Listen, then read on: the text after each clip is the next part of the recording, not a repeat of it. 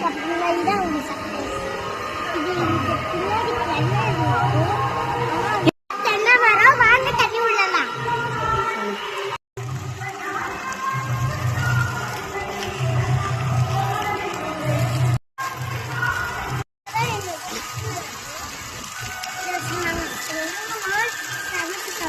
ரொம்ப சூப்பரா இருக்கு.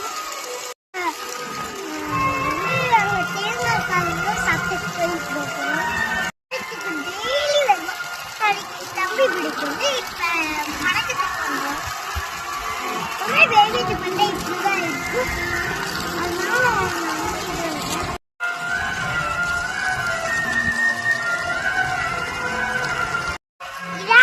இதான் பூவு ஒழுங்கா இருக்குதான் பறிக்கணும். நம்ம இங்க இந்த மாதிரி கிரீன் கலர்